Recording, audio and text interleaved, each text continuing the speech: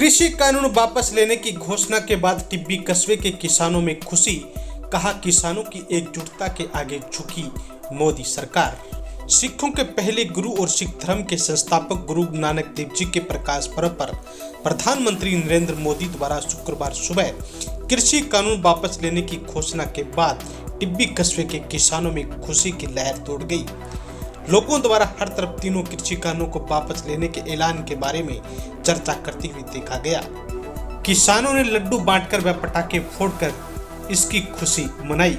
युवा किसान नेता महंगा सिंह और जसमीत सिंह बोबी ने केंद्र सरकार के फैसले का स्वागत किया और कहा कि किसानों की एकजुटता के आगे आखिरकार मोदी सरकार को झुकना पड़ा। यह किसानों की बड़ी जीत है। इन्होंने कहा कि फिलहाल धरना जारी रखा गया है। केंद्र सरकार की ओर से तीनों कृषि कानूनों को वापस लेने की घोषणा को लेकर नोटिफिकेशन जारी करने तथा एमएसपी को लेकर कमेटी बनाने एवं अन्य मांगों के पूरा होने पर किसान सपनों का जो भी ऐलान होगा उसकी पालना की जाएगी। युवा किसान नेता महंगा सिंह ने पीएम मोदी द्वारा तीनों कृषि कानूनों को वापस लेने के ऐलान को किसानों की ऐतिहासिक जीत बताया। आज जो काले कानून सीगे वो सवेरे सवेरे सारे देशवासियों ਲਈ बड़े माण वाली गल है कि प्रधानमंत्री ने अनाउंस किया है मोदी ने कि तिन्ने कानून काले कानून असीं वापस लै रहे हैं। इस भी गल दी देश नूं वधाई है कि किसानां दी एकजुटता और उन्हां दे संगठन और ईमानदारी और शांति प्रिय जिहड़े बैठे सी उहदा संगठन दी जित हुई है। और दूसरा अज बहुत ही सच्चे पिता गुरु नानक देव महाराज जिन्हां दा अज गुरपुरब है ਉਹਦੀ भी सारी संगत नूं ਵਧਾਈ है। सारे इलाका निवासियों नूं, सारे देशवासियों नूं, विदेश च बैठिਆਂ नूं जिन्हां ने इस अंदोलन च साथ दिता है, सारिਆਂ नूं ਵਧਾਈਆਂ। वाहिगुरू जी का खालसा, वाहिगुरू जी की फतेह। बोलो। जय जवान जय किसान।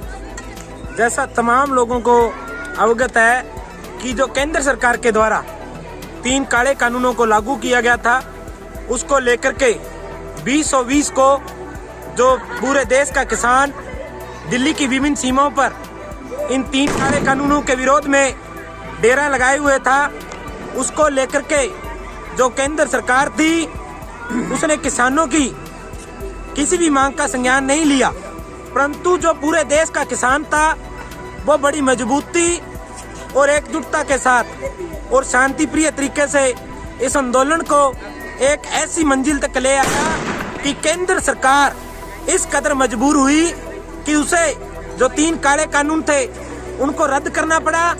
और भी जो हमारे किसान नेता हैं उनका जो आगे का आह्वान है, जो आह्वान ये है कि जब तक 3 काले कानूनों को रद्द करने का लिखत में नहीं मिलता और जो देश के किसानों पर झूठे मुकदमे दर्ज किए गए हैं उनको रद्द नहीं किया जाता और जो देश के किसानों की विभिन्न दिल्ली की शहादतों पर जो शहीदी हुई है उनको जब शहीदों का दर्जा और जब तक मुआवजा नहीं दिया जाएगा तब तक दिल्ली के बॉर्डरों पर आंदोलन इसी प्रकार चलेगा।